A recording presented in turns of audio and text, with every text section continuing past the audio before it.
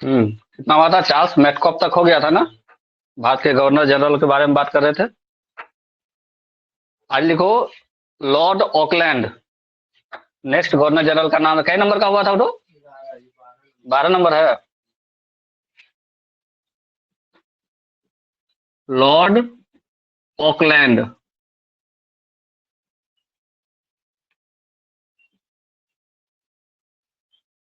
ये नया मार्केट हो, पुराना था। लॉर्ड ऑकलैंड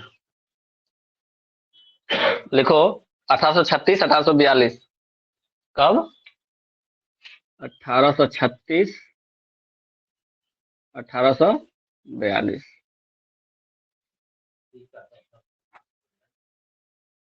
1836 ईस्वी से 1842 ईस्वी तक ये भारत का गवर्नर जनरल था। भारत का गवर्नर जनरल था कब से कब तक? 1842 तक। जब ये गवर्नर जनरल था भारत का, उस समय क्या क्या काम हुआ था उसके बारे में पॉइंट बना के लिखेंगे। लिखो लॉर्ड ऑकलैंड के समय ही लॉर्ड ऑकलैंड के समय ही प्रथम आंग्ल अफगान युद्ध हुआ था। आंग्ल अफगान युद्ध। प्रथम आंग्ल अफगान युद्ध। ब्रैकेट में लिखना कब हुआ था, उसका समय भी लिख सकता है।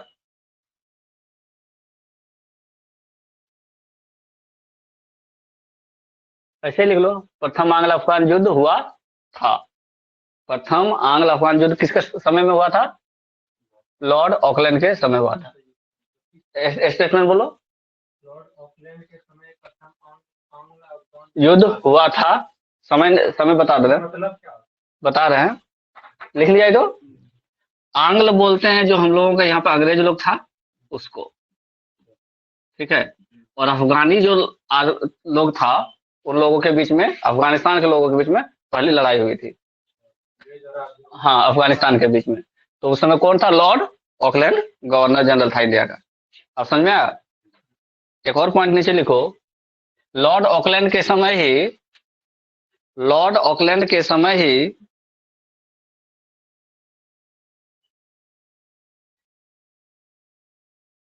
1843 ईस्वी में 43 1843 ईस्वी में ग्वालियर का युद्ध हुआ था। यानी ग्वालियर में जो राज कर रहा था उसके साथ भी अंग्रेज लोग लड़ा। ग्वालियर का युद्ध कब? 1843। तो दो युद्ध लड़ा लॉर्ड ऑकलैंड, है ना? लॉर्ड ऑकलैंड का युद्ध लड़ा, एगो अफगानी के साथ लड़ा, एगो ग्वालियर वालों के साथ लड़ा। ठीक। नेक्स्ट नाम 13 नंबर का, लॉर्ड एलन बरो। लॉर्ड एलन बरो। लॉर्ड एलन बरो। इसका कार्यकाल लिखो। गवर्नर जनरल कब से कब तक रहा? ये 1842-44। 1842-44। 1842-44 ईस्वी। लॉर्ड एलन बरो। क्या क्या हुआ इनके समय में? सबसे पहले लिखो 1843 ईस्वी में 1843 ईस्वी में दास प्रथा का अंत हुआ। दास प्रथा का अंत।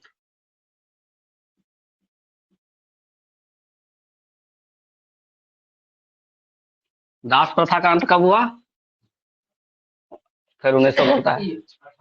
1843 में किसने करवाया? एलन बरो ने करवाया। दास प्रथा का अंत किसने करवाया? एलन बरो ने करवाया। नेक्स्ट लिखो, एक और पॉइंट बनाओ। लॉर्ड एलन बरो के कार्यकाल को लॉर्ड एलन बरो के कार्यकाल को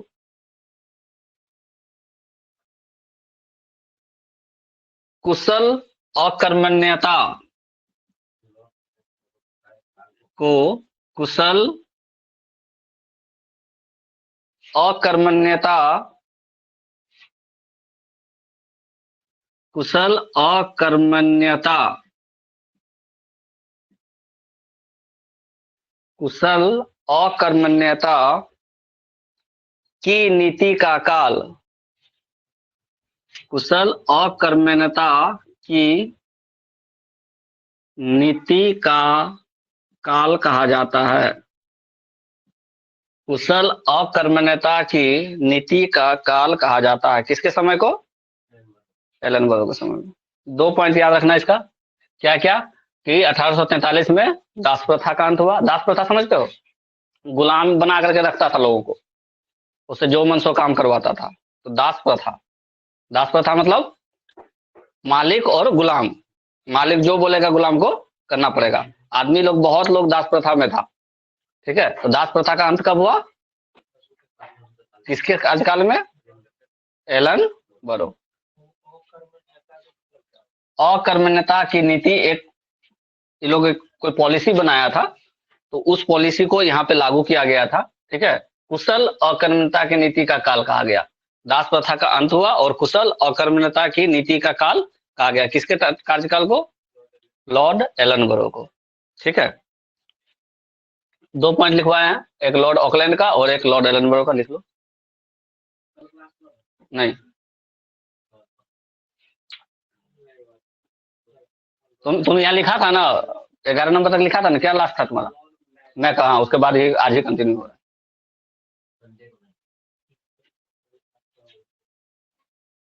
ठीक है, नेक्स्ट नाम लिखो, Lord Dalhousie. Lord Dalhousie, Lord Dalhousie 1848 से 56, 1848 से 56 ईस्वी।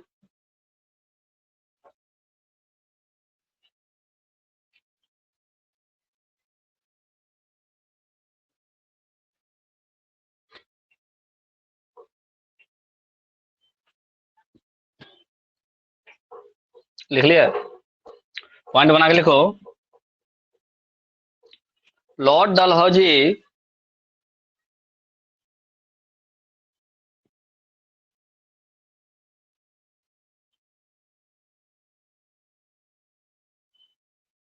के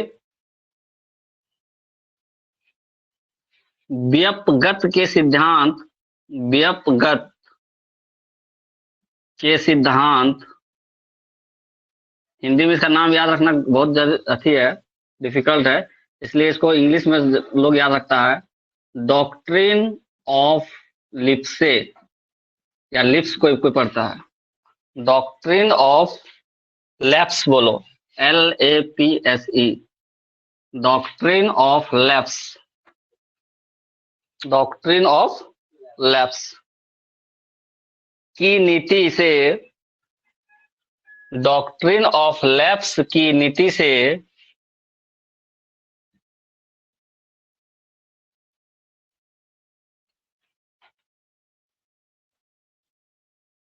सतारा, हाँ हाँ, सतारा ब्रैकेट में लिखना 1848, सतारा ब्रैकेट में क्या बोले? 1848, फिर कॉमा दे दो, जैतपुर व संभलपुर 1849, जैतपुर संभलपुर, जैतपुर संभल और संभलपुर, या वो कोई भी लिख सकता है, 1849, कॉमा उदयपुर 1852, उदयपुर कब? 1852, झांसी, कौन थी यहाँ की रानी? झांसी 1853, 1853, कॉमा दे दो, नागपुर 1854, नागपुर 1854,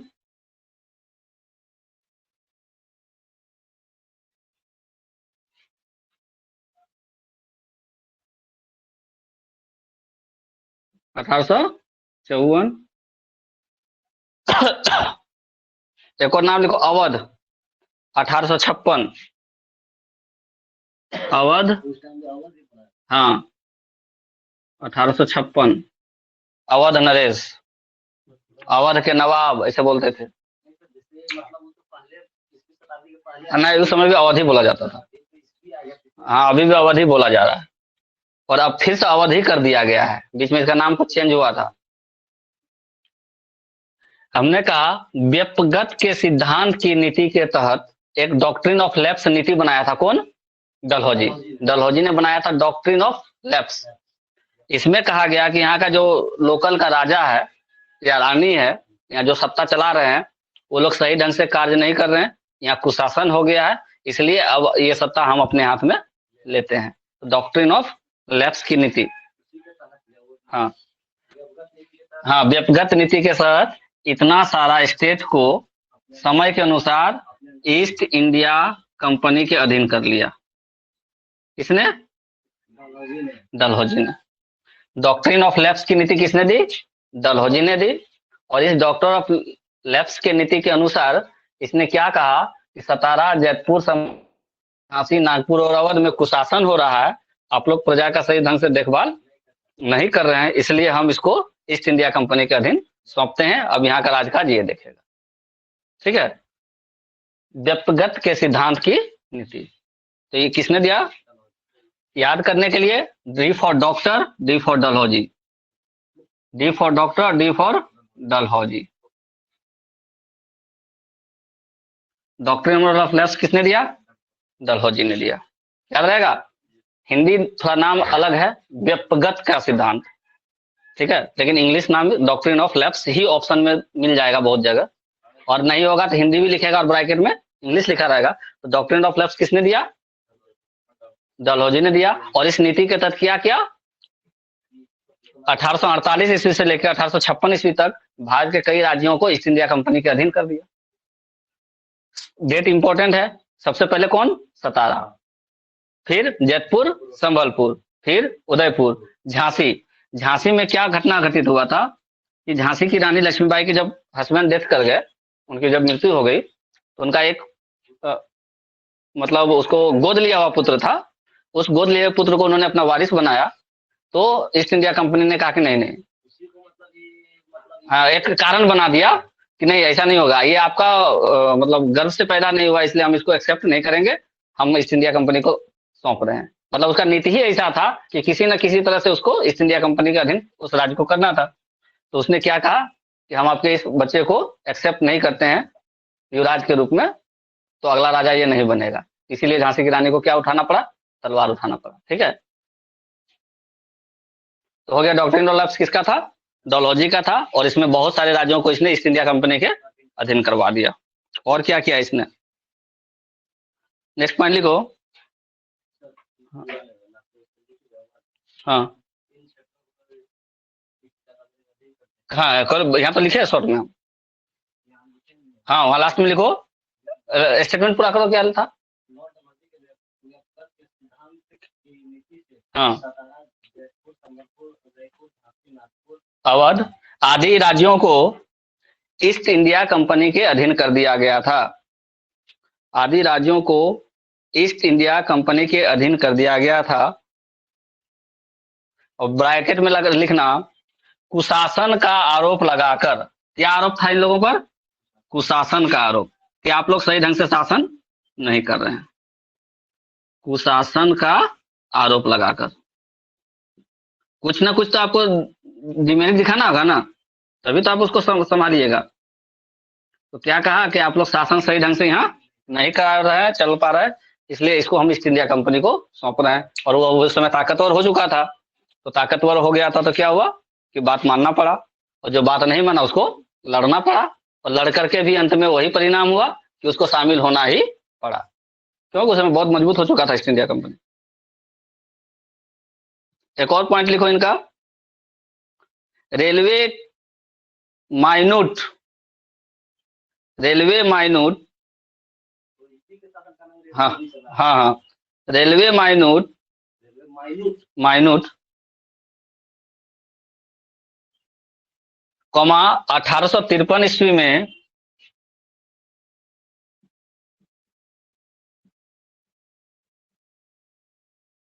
कब 1853 ईस्वी में बॉम्बे से थाने,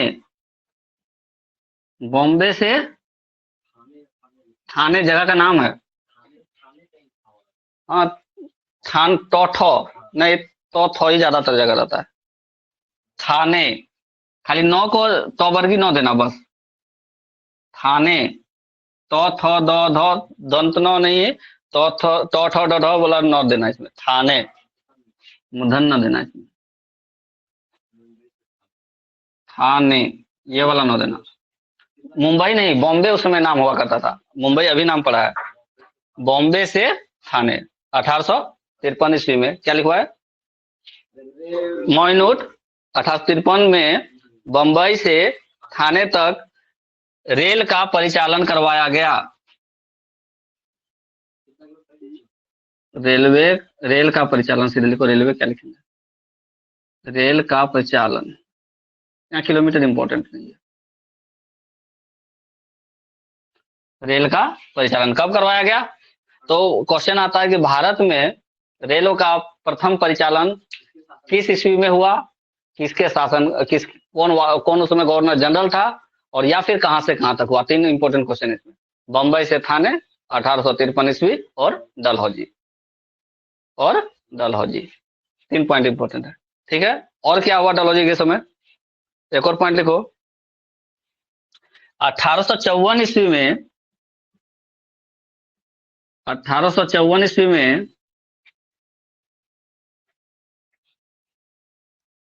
डाक टिकट का प्रचलन शुरू किया गया। अभी जो हम लोग स्टाम्प लेते हैं ये 1854 से चल रहा है। डाक टिकट शुरू करवाया गया है, डाक टिकट का परिचालन शुरू करवाया गया। यहाँ लिखे हैं बॉम्बे से थाने रेल का परिचालन। 1854 में क्या हुआ? डाक टिकट का प्रचलन शुरू करवाया गया। डाक टिकट का प्रचलन कब से शुरू हुआ?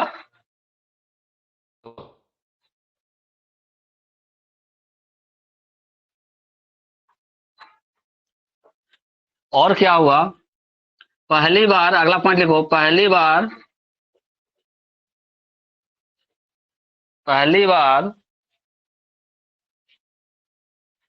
सार्वजनिक निर्माण विभाग की स्थापना की गई। पीडब्ल्यूडी, सार्वजनिक निर्माण, सार्वजनिक निर्माण विभाग स्थापना की गई।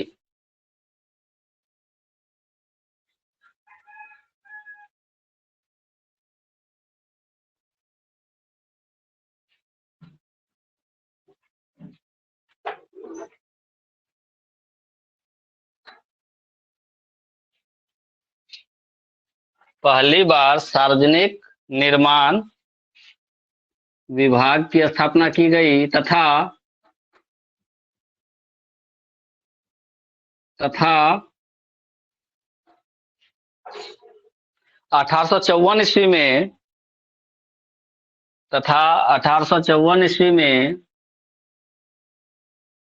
लोक शिक्षा विभाग की भी स्थापना की गई। मतलब कि लोगों को शिक्षा देंगे। लोक शिक्षा विभाग की भी स्थापना की गई।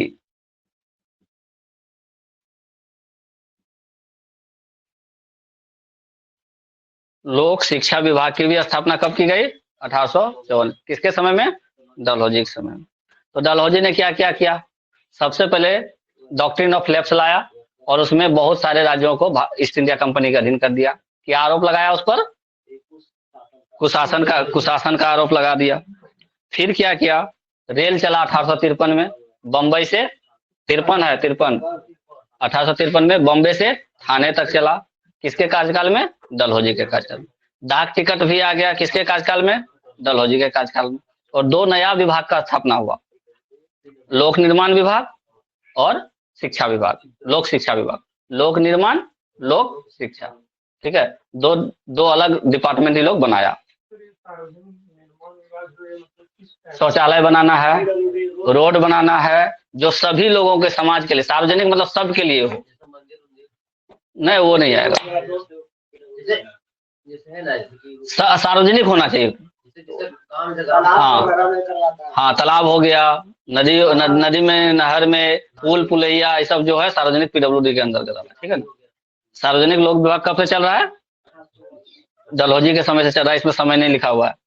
लोक शिक्षा विभाग 1854 लिखा हुआ है, लेकिन पीडब्ल्यूडी 1854 नहीं लिखा हुआ है, इसी के कार्यकाल में लिखा हुआ है। हाँ, जब भी हो सकता है। तो डलहौजी ने ये किया। अब नेक्स्ट नाम बहुत इंपॉर्टेंट है।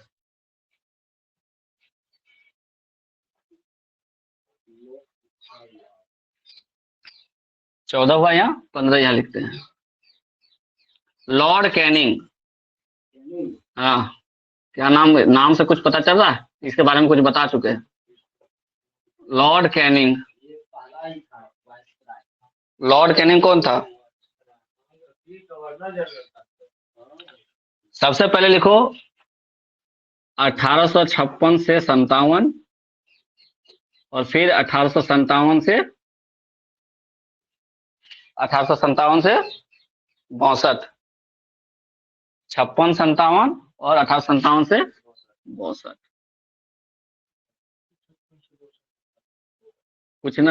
कुछ तो कारण है ना। नहीं, बीच में कोई नहीं बना है, कुछ घटना हुआ है कि हम उसको तोड़े हैं। अब देखो, लिखो पॉइंट बना के कि लॉर्ड कैनिंग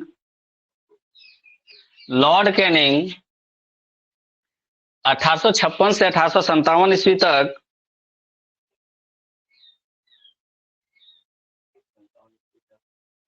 ईस्ट इंडिया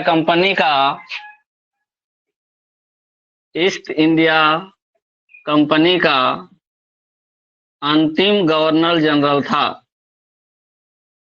अंतिम गवर्नर जनरल था।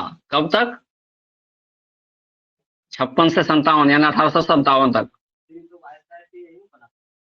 लिखो तो पहले, कब? 1857 तक लिख लिया था। कब? 1857 तक।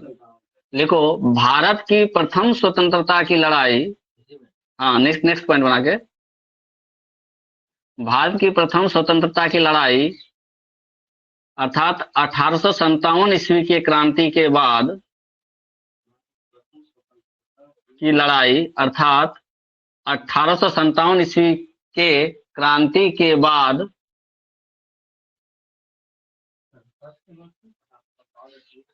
क्या बोला? अर्थात हाँ, की क्रांति के बाद, नहीं नहीं, 1857 ईस्वी की क्रांति के बाद ब्रिटिश क्राउन ने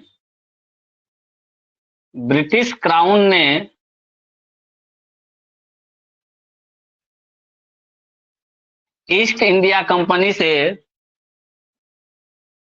सत्ता छीन ली।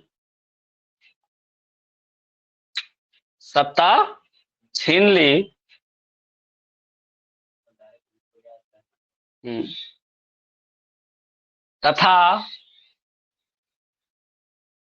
भारत में ब्रिटिश क्राउन का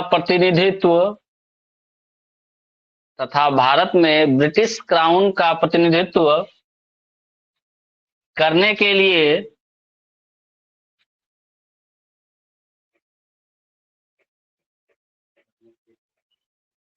एक नए पद का सृजन किया।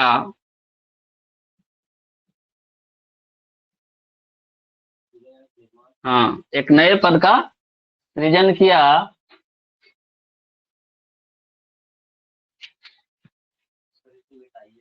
बिल्कुल नहीं मिटाएंगे, तुम टेंशन नहीं। एक नए पद का सृजन किया। कौन सा पद था?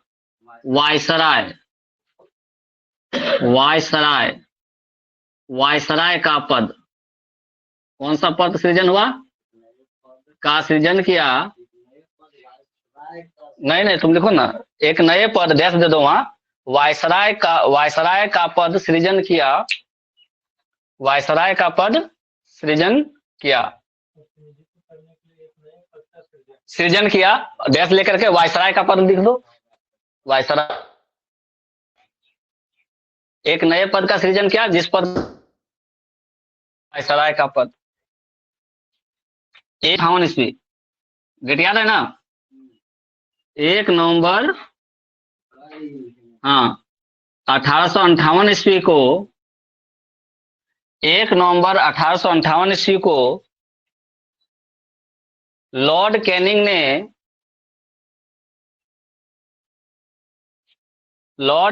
ने इलाहाबाद में, कहा लिखवाए थे शायद ये पॉइंट हम, इलाहाबाद में किसके द्वारा तैयार किया गया था वो उद्घोषणा? स्टैनली। इलाहाबाद में स्टैनली द्वारा तैयार किए गए, हाँ, स्टैनली नहीं, डब्ल्यू एच रसल कहाँ पढ़ा था? यही पढ़ा, कैनिंग ही पढ़ा था, यही पढ़ा था, स्टैनली ने तैयार किया था। 1 नवंबर 1858 को इलाहाबाद में स्टैनली द्वारा तैयार किए गए, स्टैनली द्वारा तैयार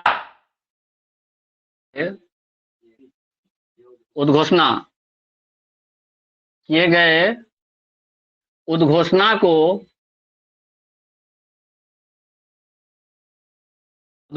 को पढ़ा।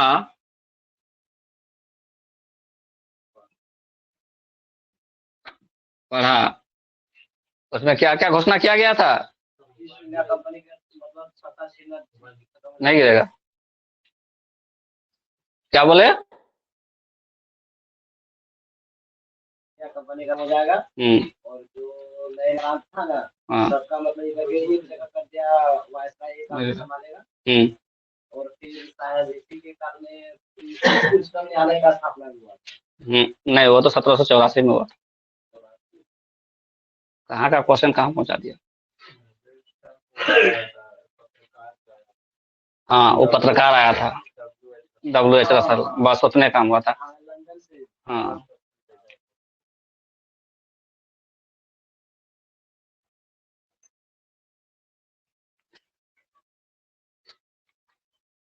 अब हो गया सही, ठीक है। क्या बोले? जब 1857 की क्रांति हुई, 1857 की क्रांति हो गई, उस समय कौन था गवर्नर जनरल? कैनिंग था। जैसे ही कैनिंग के समय में तो एक 1857 की क्रांति हुई, और 1857 की क्रांति को कहा जाता है कि असफल हुआ था, सफल नहीं हो पाया। तो सफल नहीं हो पाया, तो जब भी कभी हार और जीत का फैसला होता है किसी चीज में, तो कैप्टन को ही क्रेडिट दिया जाता है। किसको क्रेडिट दिया जाता है? कैप्टन कौन था? कैप्टन मतलब क्या? हेड।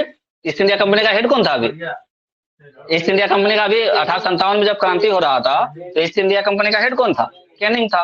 भारत का गवर्नर जनरल कौन था? कैनिंग था। और वो कुचलने में सफल रहा। किसी भी तरह से जो 1857 की क्रांति जो हुई, उसको असफल करने में वो सफल रहा। इसी वजह से महारानी ने क्या कहा इसको, कि चलिए आप अगला वायसराय बनिए। अगर ये असफल हो जाता, इसको हटा के दूसरा को वायसराय बनाती। इसको एक्सपीरियंस था और सफल था ना, तजुर्बा कितना भी रहे, अगर आप सफल होते तो आपको हटा दिया जाता कान पकड़ करके। ये तो क्या हो गया था?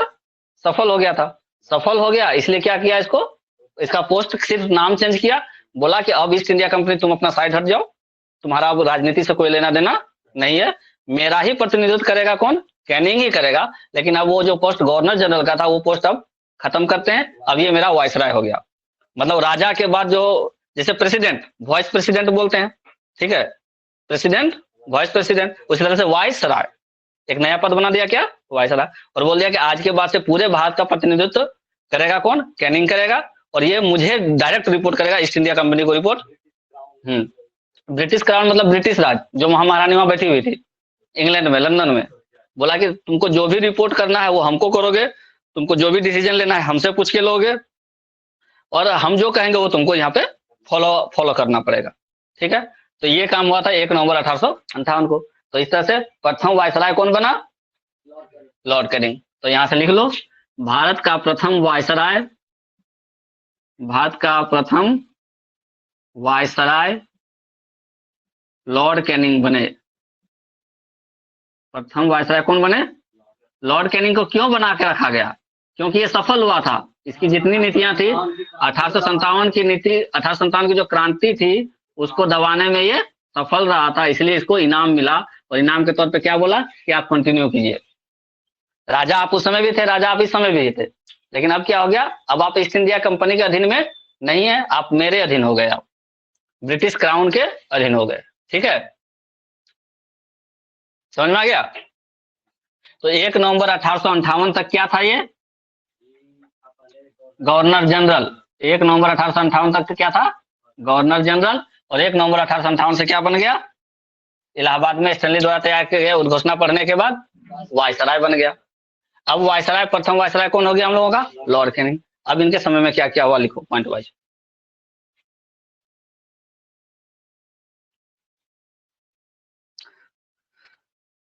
यूरोपीय सेना द्वारा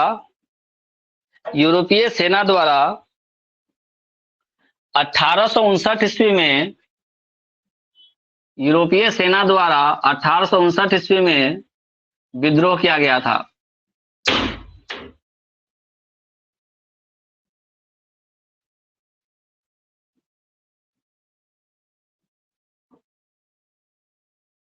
देखो याद करने का तरीका, अंग्रेज कौन थे? यूरोपीय थे। ईस्ट इंडिया कंपनी कौन थी? यूरोपीय थी। इसके पास अपना एक सेना था। उस सेना में भी गुटबाजी हुआ। बोला कि नहीं, जब ईस्ट इंडिया कंपनी का हाथी हटा रहे हैं, ठीक है, तो लोग विरोध नहीं करेगा। विरोध किया। किसका विरोध किया? ये वायसराय पोस्ट का। आप मेरे ही अंदर में रहिए, ईस्ट इंडिया कंपनी के अंदर में रहिए। तो यूरोपीय सेना ने क्या किया था? विद्रोह कर दिया था। कब? 59 में। 1 नवंबर को 58 में तो बनवे किया वायसराय, और 1 महीना के बाद ये लोग विद्रोह कर दिया, 1-2 महीना बाद। भाई किसी के पास से सत्ता अगर छीन रहे हैं तो विद्रोह करेगा ही ना। तो 1859 में क्या कर दिया? विद्रोह कर दिया। इसी के समय विद्रोह हुआ था। यूरोपीय कंपनी का प्रथम विद्रोह समझ कर लो। ये और क्यों विद्रोह करता? जब तक ईस्ट इंडिया कंपनी के अंतर्गत था तो विद्रोह नहीं हुआ। जैसे ईस्ट इंडिया कंपनी से सत्ता छीन लिया, वो लोग आपस में विद्रोह कर दिया। तो यूरोपीय विद्रोह कब हुआ? 1859 में। और क्या हुआ? 1860 ईस्वी में, 1860 ईस्वी में भारतीय दंड संहिता लागू की गई। हाँ, भारतीय दंड संहिता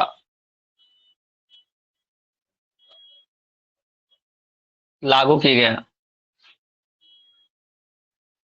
या ऐसे लिखो, भारतीय दंड संहिता का निर्माण किया गया। भारतीय दंड संहिता का क्या किया गया? निर्माण किया गया। मतलब क्या हुआ, जो कोई आदमी कोई गलत कार्य कर रहा है या आपराधिक कार्य कर रहा है, तो कौन से अपराध के लिए क्या सजा होनी चाहिए, इसके बारे में निर्माण कब हुआ? 1860 ईस्वी में। कोई मर्डर कर रहा है तो उसको क्या सजा देना चाहिए, कोई सुसाइड कर रहा है किसी के बहकाव में आके तो बहकाने वाले को क्या सजा देनी चाहिए। अलग अलग दंड का अलग अलग मतलब जो, हाँ, आईपीसी के धारा जो बोलते हैं वही है। ये कब बना था?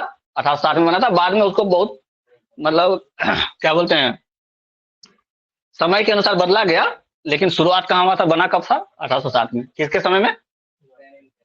क्यों बनाने का जरूरत पड़ा? विद्रोह करने लगा, यहाँ के लोग भी विद्रोह करने लगे, वहां के भी लोग विद्रोह करने लगे, तो कौन से एक्ट में किसको डालें, उसके लिए नियम तो बनाना जरूरी था। इसलिए 1860 में सबसे पहले क्या किया कैनिंग ने? एक भारतीय दंड संहिता बना दिया और बोला कि यहाँ पर जो लोग गलत करेंगे, अपराध करेंगे, उसको सजा यहीं दिया जाएगा। पहले क्या होता था, यहाँ के लोगों का सजा अंग्रेज लोग वहां करते थे लंदन में, उसका सुनवाई वहां हो रहा है, वकील वहां का है। अब यहाँ से जा पाएगा कोई? जो जा पाएगा भी तो वहां का वकील किसका फेवर करेगा? उसी का करेगा। तब जाके 1784 में क्या बना था? उच्चतम न्यायालय यहाँ बना। यहाँ जो उच्चतम न्यायालय बना जब कलकत्ता में, तब जाकर के सब चीज थोड़ा थोड़ा ठीक हुआ था। ठीक है, नहीं तो पहले लोगों को यहाँ से भेज देता था वहीं, तुम यहाँ गलती करोगे सजा वहां से दिया जाएगा और तुमको यहाँ फॉलो करना पड़ेगा। तो 1860 में क्या बन गया? भारतीय दंड संहिता, कि किस अपराध के लिए क्या सजा मिलनी चाहिए। उसमें अलग अलग चीजें था। अब इस संहिता में क्या क्या लिखा हुआ हम पढ़े नहीं। तो भारतीय दंड संहिता कब बना? 1860 ईस्वी में। क्लियर हुआ? किसके समय में? लॉर्ड कैनिंग के समय में। अब लिखो Lord Elgin. Lord Elgin 16 number.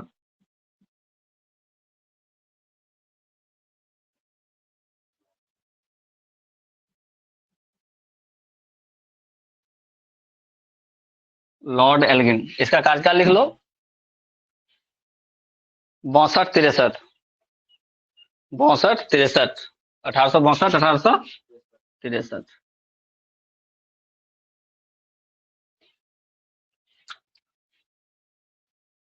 देखो लॉर्ड एल्गिन के समय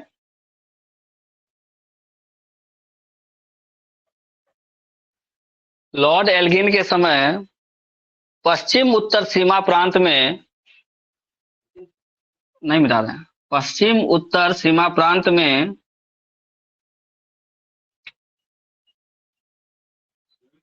पश्चिम उत्तर सीमा प्रांत में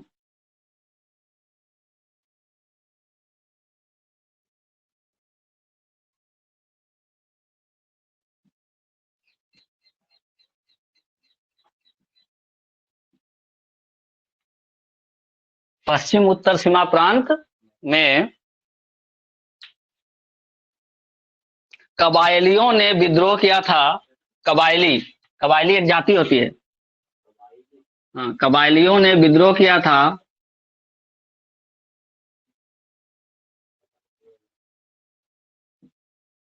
विद्रोह किया था जिसे जिसे लॉर्ड एल्गिन ने जिसे लॉर्ड एल्गिन ने दबाने के लिए जिसे लॉर्ड एल्गिन ने दबाने के लिए अम्ब्रेला अभियान चलाया था। बहुत इंपॉर्टेंट पॉइंट है, अम्ब्रेला अभियान। अम्ब्रेला अभियान का संबंध किससे है?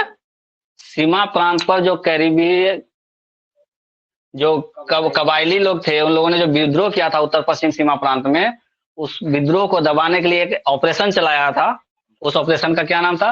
अम्ब्रेला ऑपरेशन, अम्ब्रेला अभियान। और ये किसने किया? एल्गिन ने किया। ए फॉर एल्गिन और अम्ब्रेला याद रखना है, ठीक है। ऐसे यू फॉर अम्ब्रेला होता है, लेकिन हम ऐसे नाम याद करने के लिए बोल रहे हैं, एल्गिन और अम्ब्रेला, ठीक है। पश्चिम उत्तर सीमांत प्रांत में कबायली ने विद्रोह कर दिया, ठीक है, इसके कार्यकाल में। और उसको दबाने के लिए क्या चलाया उसने? अम्ब्रेला अभियान चलाया। और क्या क्या एल्गिन साहब ने? नेक्स्ट पॉइंट लिखो।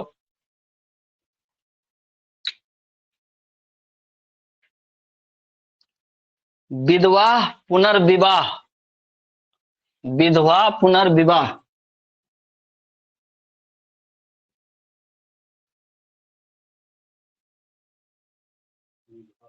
विवाह, हाँ, विधवा पुनर्विवाह को प्रोत्साहित किया या प्रोत्साहन दिया। विवाह विधवा पुनर्विवाह को प्रोत्साहित किया या प्रोत्साहन दिया। किसने? एल्गिन साहब ने। लॉर्ड एल्गिन साहब ने क्या कहा कि अगर कोई विधवा हो गया है और उसका उम्र अभी ठीक ठाक है तो वह पुनः विवाह कर सकती है। पहले ये सब चीज वर्जित था। हो गया। तो एल्गिन ने क्या क्या किया? पश्चिम उत्तर सीमा प्रांत में कबालियों के लिए और विधवा पुनर्विवाह का वो काम किया। 17वां नंबर लिखो, सर जॉन लॉरेंस।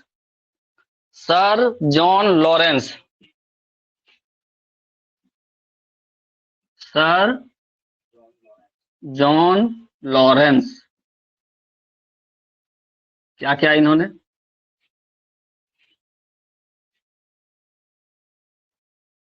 इसका 64 से 69 कर देना, 1864 1869।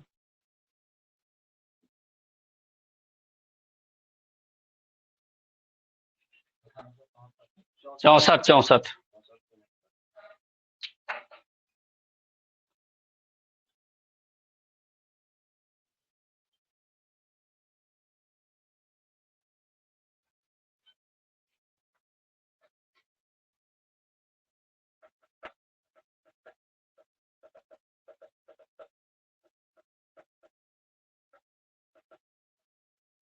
लिखो,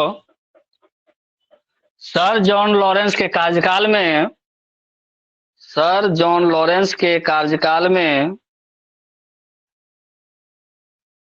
कलकत्ता, बंबई तथा मद्रास में,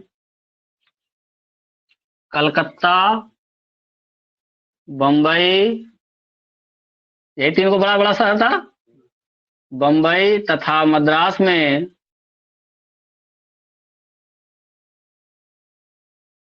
उच्च न्यायालय का गठन किया गया।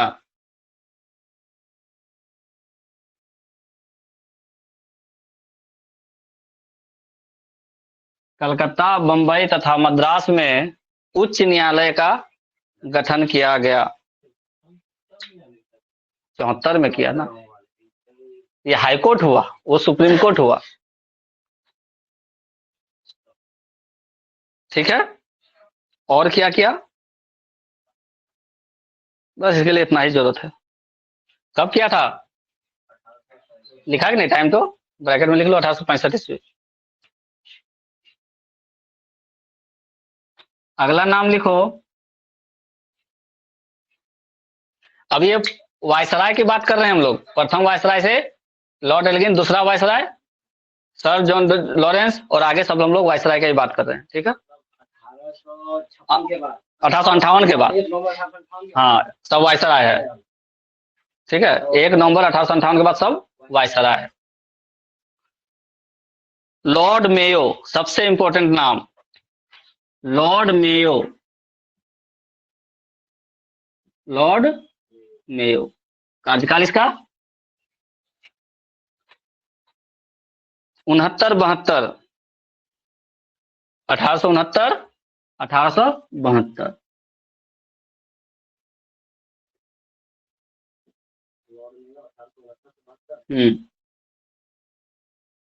क्या क्या किया इन्होंने? लिखो, काठियावाड़ में राजकोट कॉलेज की स्थापना। काठियावाड़ एक जगह का नाम है। काठियावाड़ में, काठियावाड़ में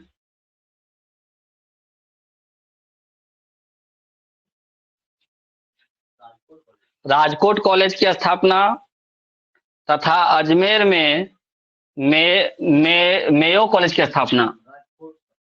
काठियावाड़ में राजकोट कॉलेज नाम है, राजकोट कॉलेज की स्थापना तथा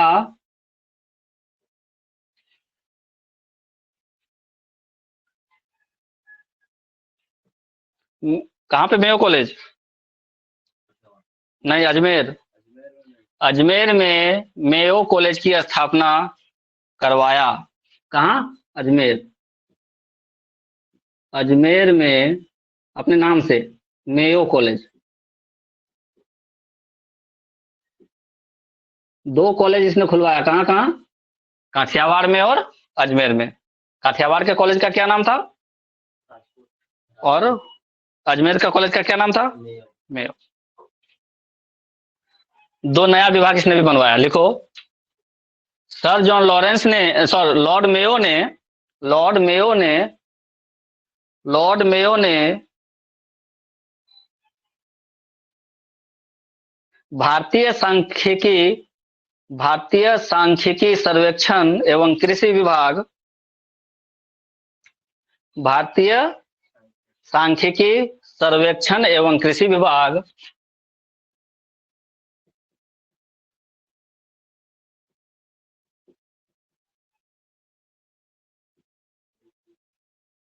भारतीय सांख्यिकी सर्वेक्षण एवं कृषि विभाग तथा वाणिज्य विभाग की स्थापना की। कॉमर्स, उसी समय से कॉमर्स मिनिस्ट्री चल रहा है। तथा वाणिज्य विभाग की स्थापना की। 2 नया विभाग इसने भी बनवाया। कौन कौन सा? भारतीय सांख्यिकी सर्वेक्षण एवं कृषि, अभी दोनों अलग अलग है। सांख्यिकी विभाग अलग हो गया, कृषि अलग हो गया, उस समय एक ही में था। भारतीय सांख्यिकी सर्वेक्षण एवं कृषि विभाग तथा वाणिज्य विभाग की स्थापना किसने? मेयो ने। 2 कॉलेज, 2 विभाग, 2 कॉलेज 2 बीघा। और एक और चीज हम लोग जानते हैं कि भारत में जनगणना कब से शुरू हुई? जनगणना, जनगणना नहीं पढ़ा है तुमको? पढ़ा है। कब हुआ था पहला जनगणना? 1872 में। आ रहा है इसी के समय में? 1872 आ रहा है इसके समय में? 1869 से 1872 लिखो। भारत की प्रथम जनगणना, भारत की प्रथम जनगणना, प्रथम जनगणना 1872 ईस्वी में, 1872 ईस्वी में लॉर्ड मेयो के कार्यकाल में ही हुआ था। लॉर्ड मेयो के कार्यकाल में ही हुआ था। ध्यान रहे, हम बोल रहे हैं प्रथम जनगणना, हम ये नहीं बोल रहे हैं प्रथम दशकीय जनगणना। अभी जो हम लोगों का जनगणना होता है दशकीय जनगणना होता है, हर 10 साल में होता है। लेकिन पहली जनगणना जो हुई थी वो दशकीय नहीं थी, ऐसे ही रैंडमली हुआ था। तो प्रथम जनगणना कौन करवाया? मेयो ने करवाया। और जब 1881 में से दशकीय जनगणना शुरू हुआ तो वहां से हम लोग अभी गिनती करते हैं। तो 2-3 तरह का क्वेश्चन यहाँ पे जनगणना से पूछता है। प्रथम जनगणना किसके कार्यकाल में हुआ? तो मेयो। प्रथम दशकीय जनगणना किसके कार्यकाल में हुआ? तो जो 1881 ईस्वी में था, कौन था? 1881 ईस्वी में कौन था? हाँ हाँ, प्रथम दशकीय जनगणना उस समय कौन था वायसराय? Lord Ripon. अभी लिखवाएंगे रिपन, अभी लिखवाएंगे। तो दशकीय जनगणना पूछेगा तो रिपन आएगा, और ये आएगा सिर्फ जनगणना पूछेगा तो हाँ लॉर्ड मेयो। दोनों में कंफ्यूजन नहीं होगा। अब बोर्ड भर गया है तो फोटो खींचो फटाक से ताकि मिटाए हम। पूछो। हाँ बीटी किया था। हाँ जहाँ से बीटी किया वहां से बोलता है, वहां से सीएलसी देकर यहाँ कम कर जाएगा। हाँ तो फिर हमको क्या बोलता है कि इंटर का ही लेना पड़ेगा। तो इंटर का भी ले सकते हो, इंटर से भी तुम्हारा होगा तो तुम्हारा बीटी का काउंट नहीं होगा। काउंट हमको करवाना वहाँ का भी है, ठीक है? जैसे यहाँ बीटी किया तो हमको ये करना तो सीएलसी। देखो लास्ट सीएलसी तुम्हारा यहाँ का जो है वो इंटर का है। इंटर के आधार पर तुम्हारा बीए में एडमिशन हो सकता है, ठीक है? तो इसलिए यहाँ का भी सीएलसी इंपॉर्टेंट है। इस आधार पे तुम्हारा एडमिशन हो जाएगा, कोई दिक्कत नहीं है। हाँ तो कॉलेज से निकल जाएगा। कॉलेज से निकलेगा तो नहीं, क्या दे दिया तो डुप्लीकेट निकल जाएगा। सेकंड कॉपी निकल जाएगा डुप्लीकेट। बोलो खो गया एफआईआर करना पड़ेगा। कोर्ट हाँ समय लगेगा उसमें। चलो मिटाएं इसको, मिटाएं इसको। अरे गप नहीं करवाओ, रिकॉर्ड हो रहा है। नेक्स्ट नाम लिखो Lord Northbrook. Lord Northbrook.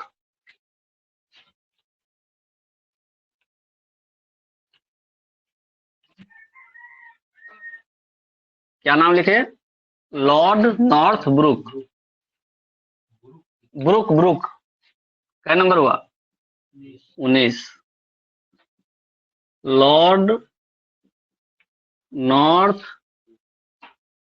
Book.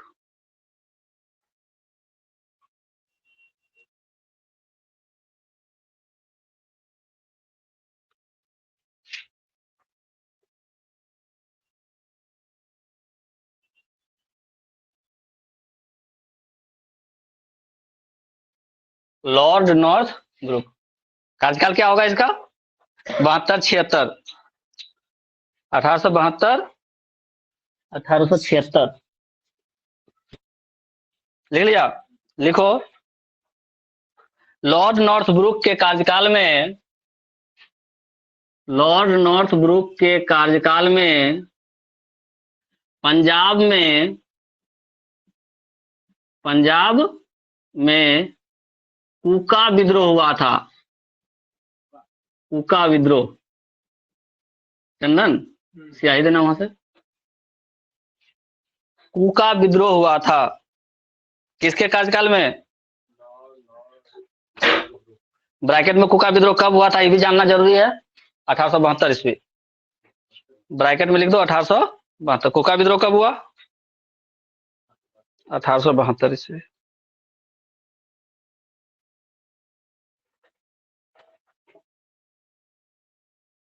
Next point लिखो इनका, ब्रह्म मैरिज एक्ट 1872, ब्रह्म मैरिज एक्ट 1872, ब्रह्म मैरिज एक्ट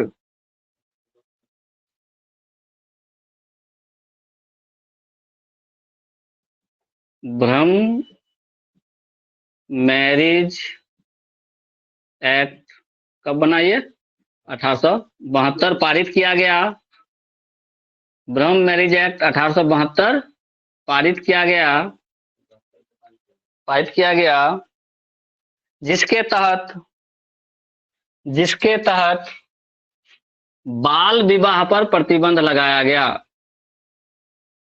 जिसके तहत बाल विवाह पर प्रतिबंध लगाया गया।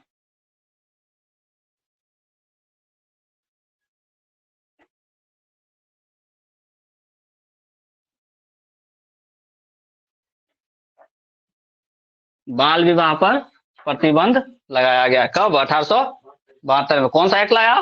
ब्रह्म मैरिज एक्ट, ब्रह्म मैरिज एक्ट। उसके बाद नाम देखो, लॉर्ड लिटन, लॉर्ड लिटन। सिर्फ मुख्य मुख्य काम पढ़ रहे हैं हम लोग। लॉर्ड लिटन 76-80, 1876 1880। क्या किया इन्होंने? लॉर्ड लिटन के कार्यकाल में क्या क्या हुआ? प्रथम लिखो क्या है? प्रथम अकाल आयोग की स्थापना की गई। अकाल पड़ता था उसमें बहुत। प्रथम अकाल आयोग की स्थापना की गई, जिसका अध्यक्ष रिचर्ड स्ट्रेंची को बनाया गया था। रिचर्ड स्ट्रेंची को बनाया गया था। ये नाम इतना इंपॉर्टेंट नहीं है, लेकिन प्रथम अकाल की स्थापना, अकाल आयोग, प्रथम अकाल आयोग की स्थापना लॉर्ड लिटन ने करवाया था। उसमें बहुत अकाल पड़ता था। लिखो, लॉर्ड लिटन ने ही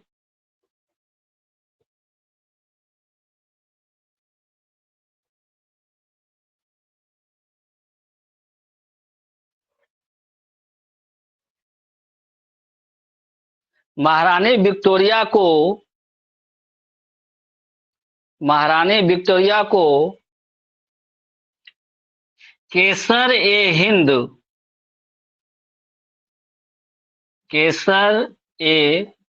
हिंद की उपाधि देने के लिए दिल्ली दरबार का आयोजन किया था।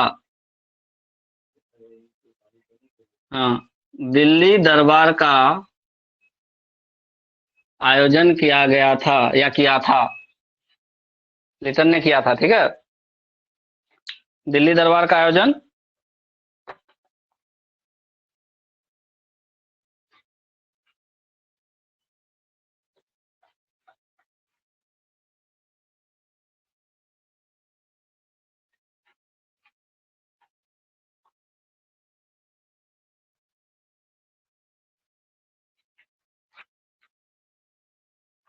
नेक्स्ट लिखो, लॉर्ड लिटन के कार्यकाल में ही वर्नाकुलर प्रेस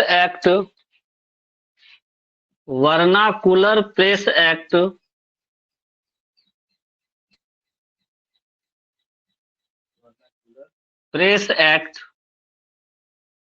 1878 लागू किया गया, वर्नाकुलर प्रेस एक्ट 1878 लागू किया गया, जिसके तहत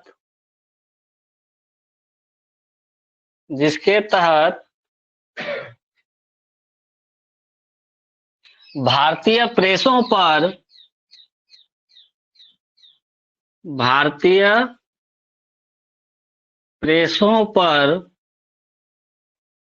प्रतिबंध लगाया गया।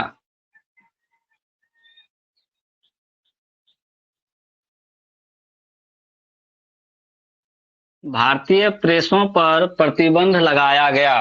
कौन सा एक्ट? Vernacular press act. कब? 1857। अच्छा, भारतीय प्रेसों का मतलब क्या? भारतीय भाषाओं में जो भी पेपर छप रहा है वो भारतीय भाषा में नहीं होना चाहिए। आप अंग्रेजी में छाप रहे हैं तो इट्स ओके, चलेगा, लेकिन भारत का किसी भाषा में अगर आप कोई समाचार पत्र अखबार छाप रहे हैं तो उस पर प्रतिबंध लगा दिया गया। जबकि इससे पहले प्रेस का मुक्तिदाता किसको कहा गया था? बस, प्रेस का मुक्तिदाता किसको कहा गया था? एक दिन लिखवाया, बताओ।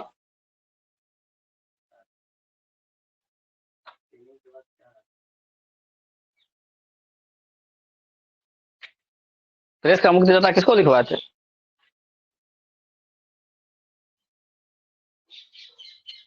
मेटकॉफ। जहां आज का क्लास शुरू हुआ वो पिछला क्लास का अंतिम टॉपिक था मेटकॉफ, चार्ल्स मेटकॉफ। देखो, जो लास्ट क्लास का अंतिम टॉपिक था वो चार्ल्स मेटकॉफ। आज क्लास शुरू नहीं हुआ, आज नहीं लिखवाए, वो लास्ट क्लास में लिखवाए। लास्ट क्लास का अंतिम टॉपिक था चार्ल्स मेटकॉफ। चार्ल्स मेटकॉफ पढ़ो ना, लास्ट टॉपिक मेटकॉफ। क्या लिखवाया उसमें? उसके बाद मुक्तिदाता कहा गया। अब लो, मुक्ति कर दिया कौन? मेटकॉफ ने। अब प्रतिबंध फिर से किसने लगवा दिया? लिटन जो था लिच्चड़ था। लिटन कैसा था? लिच्चड़ था। लिटन कैसा था? लिच्चड़ था। जितना लिचड़ी वाला काम किया है सब लिटन किया है। जितना लिचड़ी वाला काम किया है सब लिटन किया। पहला क्या कर दिया? हम अपना अभिव्यक्ति व्यक्त कर रहे थे, उस पर प्रतिबंध लगवा दिया। हम अपनी भाषा में मतलब कोई बात नहीं रख सकते पेपर के माध्यम से, अखबार के माध्यम से। भारतीय भाषाओं में जितने भी पेपर चल रहे थे, अखबार चल रहे थे, उस पर क्या करने लगा इसने? 78 में प्रतिबंध लगवा दिया। अब और क्या किया? लिखो नेक्स्ट पॉइंट। आर्म्स एक्ट 1878 पारित करवाया गया। आर्म्स एक्ट, उसके तहत भी मतलब जिसके पास आर्म्स है उसको भी अंदर करो। नहीं, आर्म्स एक्ट 1878 पारित करवाया गया। बोले ना, लिचड़ाई सब किया यही। क्या पारित किया 1878 में? आर्म्स एक्ट पारित किया गया।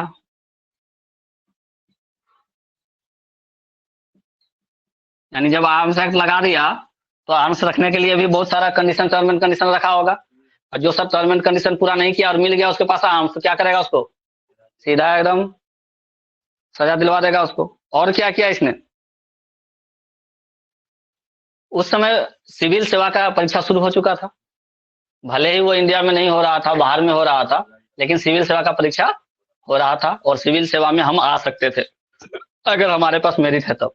लिटन ने एक और लिचड़ाई किया नहीं, बंद नहीं करवाया। इसने कहा कि अभी जो आपकी मिनिमम आयु क्या है? 21 वर्ष, ये मिनिमम आयु था उस समय, ठीक है, सिविल सेवा के लिए, कि अगर आपका सिविल सेवा में, हाँ, नहीं मिनिमम नहीं है, मैक्सिमम है ये, अधिकतम है ये। अधिकतम इसी उम्र तक आप सिविल सेवा में अप्लाई कर सकते हैं। 21 वर्ष तक ही आप एग्जाम में बैठे हैं। 21 वर्ष अधिकतम आयु।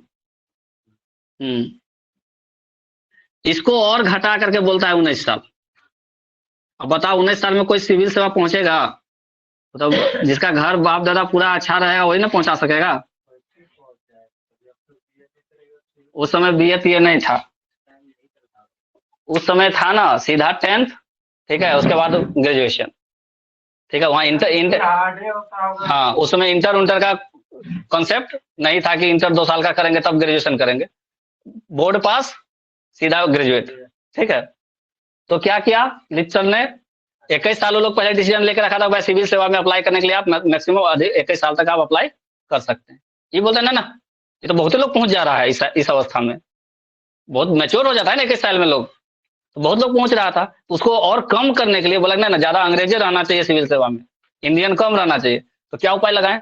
तो दिमाग लगाने वाला तो दिमाग लगाता है, 2 साल कम कर देगा। अभी जैसे परिसीमन होता है लोकसभा क्षेत्र का, विधानसभा क्षेत्र का, मुखिया का क्षेत्र का, तो तुम लोग देखते होगे जो ऑफिसर और नेता लोग ऊपर बैठे हुए हैं वो इस तरह से डिवाइड करता है अपना फायदा के लिए कि मेरा वोट इस कास्ट का ज्यादा।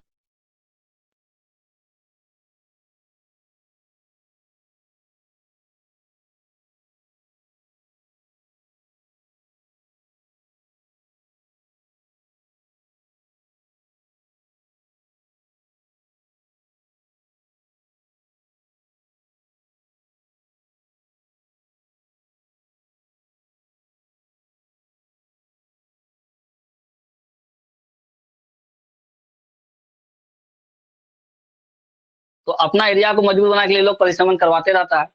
तो जिस समय परिश्रमण अगर हो रहा है, मान लो कि हर 10 साल में परिश्रमण होता है या 15 साल में होता है, परिश्रमण होते समय जो पर्टिकुलर नेता लोग रहता है, जो अधिकारी लोग रहता है, लोग बहुत तरीके से बहुत सारा दिमाग लगा करके कैसे क्या डिवाइड करें कि मेरा राज चलता रहे। तो ये भी सोच रहा है कि भाई सिविल सेवा में काहे आएगा, वो इंडियन काहे आएगा, इंडियन आएगा तो इफेक्ट करेगा, हम ही लोग रहे, ठीक है। तो ऐसा कोई दिमाग लगा दो, भीतर में नोक लगा दो कि पहुंचे नहीं पाए या पहुंचे भी तो बहुत कम पहुंचे। तो कहा कि भाई 21 साल जो रखे हो ना अधिकतम आयु, इसको कम कर दो 2 साल। तो लिचड़े क्या कर दिया, लिटन कम कर दिया। अब 19 साल में हमको क्या बनना है, IAS बनना है। 2 साल एक्स्ट्रा मिल रहा था तो कुछ लोग ज्यादा पहुंच रहा था, 2 साल कम कर दिया तो लिचड़े कर दिया एगो। तो लिचड़े किया लिटन ने, क्या कर दिया, अगला पॉइंट लिख लो, लिचड़े ना हुआ। लिटन क्या किया, जितना काम किया सब लिचड़े वाला काम किया है, जिसमें भारत को नुकसान हो। चाहता ही नहीं था कि भारत का लोग मतलब सही ढंग से रहे, प्रेस बंद करवा दिया, आर्म्स एक्ट लगा दिया कि भाई कोई बड़ा आदमी है उसको मतलब सुरक्षा अगर चाहिए तो आर्म्स रख सकते हैं, तो ना उसके लिए टर्म एंड कंडीशन लगा दिया। कुछ लोग सिविल सेवा में पहुंच रहे थे बढ़िया मात्रा में, बोले ना ना यो ठीक नहीं हो रहा है, इसको भी कम करो। तो जितना काम लिचड़े का करना था लिटन बाबू करके चल गए। सुधार अभी सुधारेंगे, हम आएंगे ना, हम अभी आएंगे, टेंशन क्या ले दो। क्या लिखना है अगला पॉइंट, सिविल सेवा की परीक्षा की उम्र को घटाकर 21 वर्ष से 19 वर्ष कर दिया गया। सिविल सेवा की परीक्षा, सिविल सेवा की, सिविल सेवा की परीक्षा का उम्र को घटाकर 21 वर्ष से 19 वर्ष कर दिया गया। घटा दिया, ऐसा घटाया कि तुम विरोध भी नहीं कर सकते। कौन घटा दिया, लिचड़ घटाया। भाई 21 साल से जैसे ही आपका पूरा हो गया उम्र, 21 साल 1 दिन हुआ तो आप अप्लाई नहीं कर सकते, बात खत्म, न रहेगा बांस न बजेगी बांसुरी।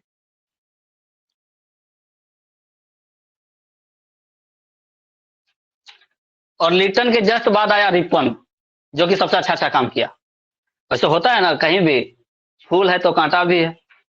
लिटन के बाद आया रिपन, रिपन ने बहुत अच्छा काम किया। नेक्स्ट नाम लिखो, लॉर्ड रिपन। लॉर्ड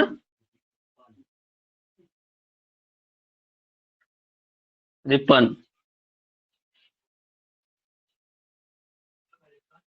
80-84, 1880-84 से क्या क्या किया इन्होंने, लिखो, लॉर्ड रिपन को, लॉर्ड रिपन को स्थानीय स्वशासन का जनक कहा जाता है। देखिए तुरंत ही पिता बन गया, क्या बन गया, स्थानीय स्वशासन का जनक। मतलब स्थानीय लोगों को किस तरह से सत्ता में भागीदार बनाए, इसने वहां पे काम किया था। ठीक है, जैसे हम लोग अभी पंचायती राज है तो स्थानीय लोग ही राज कर रहा है ना, उसी तरह से स्थानीय स्वशासन का जनक किसको कहा गया, इसने कुछ ऐसा वहां पे लगाया कि स्थानीय लोगों को सत्ता में भागीदारी मिले, स्थानीय लोगों को क्या मिले, सत्ता में भागीदारी मिले। हाँ।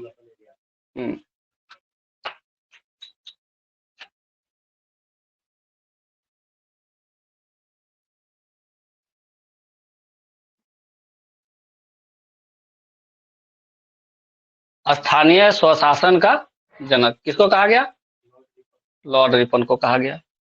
यानी पहला अच्छा काम क्या कर दिया कि जो स्वशासन का था वो इसने शुरुआत करवा दिया। ठीक है, कि लोकल लोग ही यहाँ पे जो पार्टिसिपेंट बने सरकार में, लोकल लोग पार्टिसिपेंट हो किसमें, सरकार में। तो स्वशासन का जनक कौन हो गया, लॉर्ड रिपन। हम क्या बोले, लिचड़ के बाद रिपन आया, लिचड़ के बाद कौन आया, खराब है तो अच्छा भी तो है, तो अच्छा आ गया, अच्छा काम कर दिया। पहला काम क्या कि स्वशासन वाले में उसमें शामिल किया पब्लिक को। नेक्स्ट पॉइंट लिखो,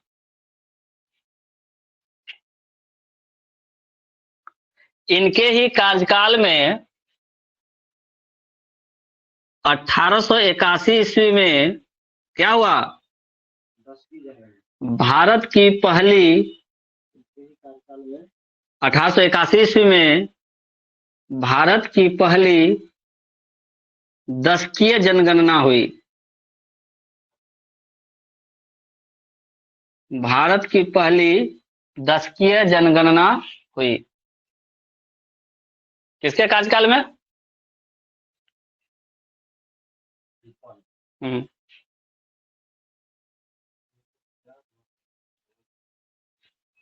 लिखो नोट करके, 1881 ईस्वी की जनगणना को ही प्रथम वास्तविक जनगणना कहा जाता है।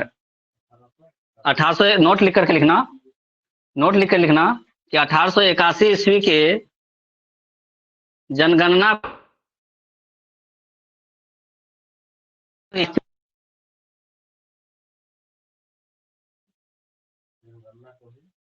प्रथम वास्तविक जनगणना कहा जाता है। नोट में क्या लिखना है, 1881 ईस्वी की जनगणना को ही प्रथम वास्तविक जनगणना कहा जाता है, या पहला दशकीय जनगणना, दोनों शब्द आ सकता है। एक बात याद रखना, जो भी क्वेश्चन बनाता है कहीं भी, तो सर बोलते थे हम लोगों के कि जो क्वेश्चन सेट करने वाले होते हैं, they are the player of words, वो शब्दों के खिलाड़ी होते हैं। किसके खिलाड़ी होते हैं, एक शब्द ऐसा लिख देगा कि तुमको कंफ्यूज कर देगा। जैसे यही अगर जनगणना से क्वेश्चन बनाए, पहला क्वेश्चन कि भारत की प्रथम जनगणना हुई थी लॉर्ड मेयो के काल में, लॉर्ड रिपन के काल में, लॉर्ड कैनिंग के काल में, लॉर्ड हेस्टिंग्स के काल में। ठीक, दो ऑप्शन तो काट देंगे, लेकिन दो मेयो और रिपन है, कंफ्यूजन है। लेकिन पहली की बात किया तुरंत लग दिए मेयो मार दिए। फिर इसी क्वेश्चन को थोड़ा सा चेंज किया, भारत की प्रथम वास्तविक जनगणना हुई थी। अब वास्तविक शब्द कोई अगर ना पकड़े, वास्तविक शब्द अगर ना पकड़े क्या मारेगा, मेयो। वास्तविक पकड़ लिए, रिपन मार दिए। उसको दूसरा तरह से बोल दिया कि भारत की प्रथम दशकीय जनगणना कब हुई, फिर वहां पे पकड़ना है दशकीय शब्द, क्योंकि 81 के बाद लगातार 10-10 साल पे होने लगा, 81, 91, ठीक है, 1901, तो रिपन मार देंगे। समझ गए, तो इस तरह से they are the player of words, एक शब्द में।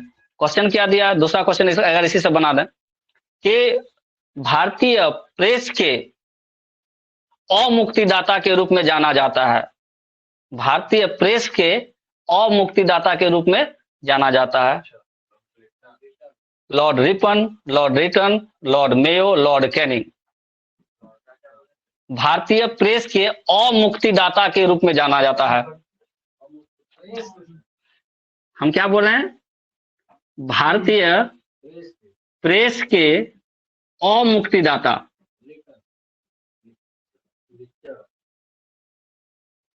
लिचड़िया वाला काम किया, मुक्ति में था तो अमुक्त कर दिया, क्या मारेंगे, तुरंत लिचड़ को मार देना है।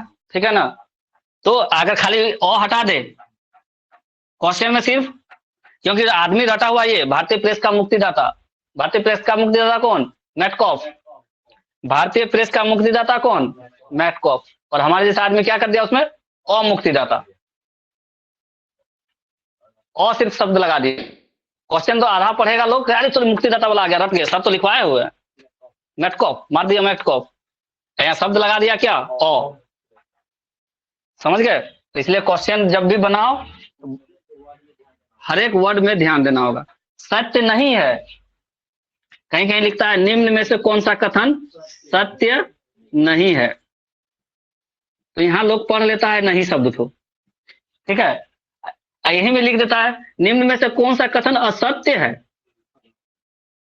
अरे सत्य तो दिखा और शब्द तो नहीं दिखा, तुरंत आंसर हो गया गलत, ठीक है। इसलिए क्वेश्चन बनाते समय तुम लोगों का हिंदी में एसएससी वाला में कैसा था, हल्का हल्का अंकुर कैसे लिखेंगे, कौन सा शुद्ध है, अंशु को अंकुर या अंकुर,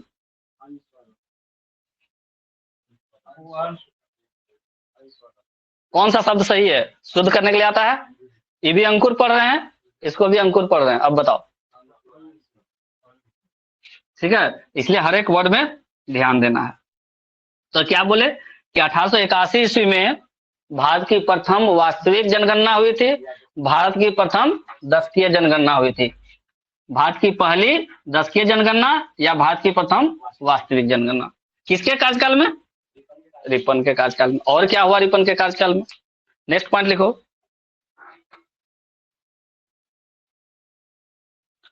1883-84 ईस्वी में 1883-84 ईस्वी में इल्बर्ट बिल एक लोग बिल लाया था इल्बर्ट के नाम से, इल्बर्ट बिल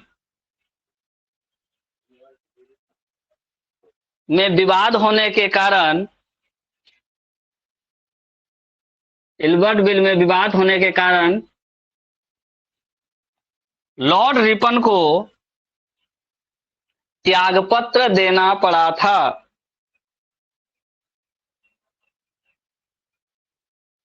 इसका कार्यकाल तो पूरा नहीं हुआ।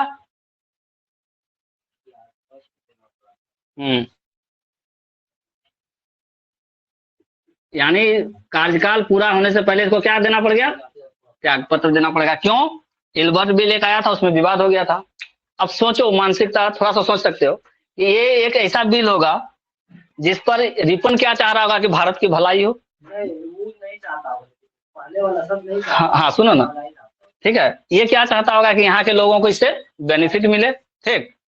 लेकिन यहाँ पे और जो लोग बैठे हुए हैं वो ये नहीं चाहता, तो ना ये पास हो जाएगा ना, तो हो सकता है कि लोग बहुत ज्यादा पावर में आ जाएगा, कोई कुछ ऐसा उसमें पॉइंट होगा, हम तो नहीं पढ़े उसको, इसलिए उस पर हो गया विवाद। ये कहता था नहीं हम ऐसे रखेंगे, वो कहता था नहीं